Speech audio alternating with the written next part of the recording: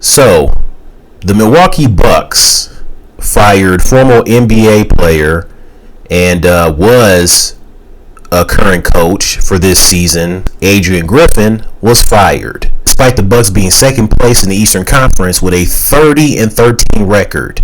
30-13. Who does that? You're the second best team in the Eastern Conference. You have a 30-13 record, and you fire your head coach. Who does that? That's like the time when David Blatt, who was the head coach of the Cleveland Cavaliers, he was fired during the 2015-2016 season when the team was 30-11.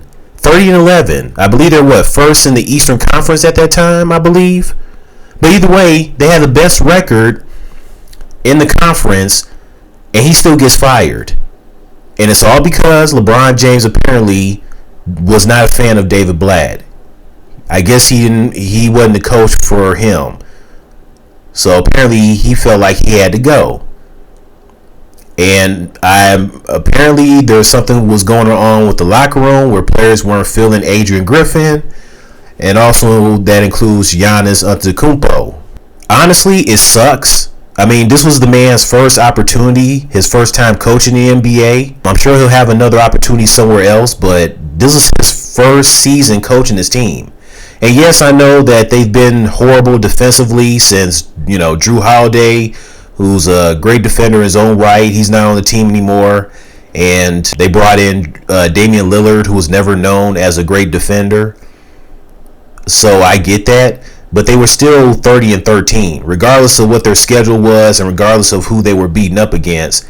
Like, I'm sorry. In my opinion, regardless of how players feel about a coach, if you're winning, then that's all that matters. I think that you should just wait until the season's over with to fire him. Instead of you doing it in the middle of the season.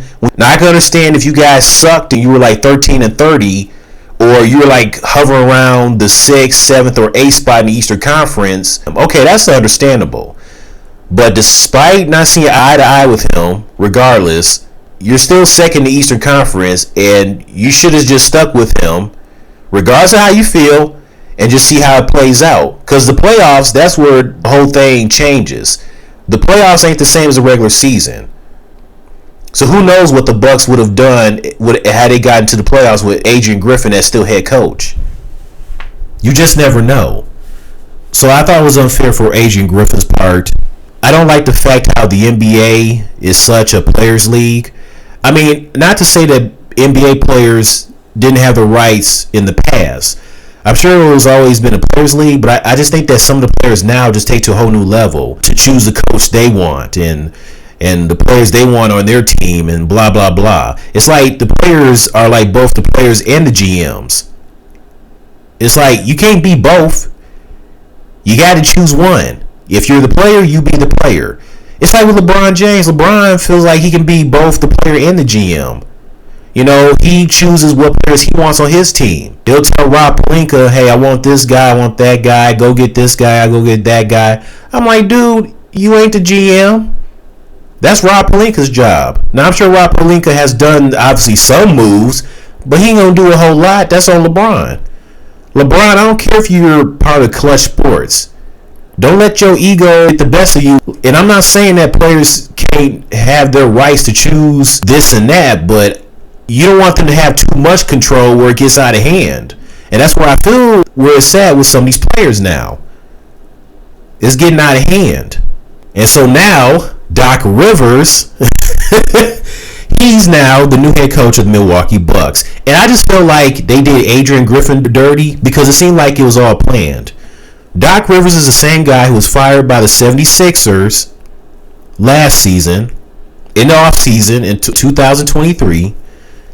And I'm thinking he's supposed to be taking a break from coaching this season. That's why he was doing commentary with Doris Burke and Mike Breen on ESPN. But it feels like it's just, I don't know, it just feels like it's all been planned for him to get a job. Maybe he just said that he was taking a break because he obviously wants to continue coaching, but he figured that maybe him going into commentary again, ESPN was probably going to help lure him to get back into head coaching. If that's the case, that's effed up.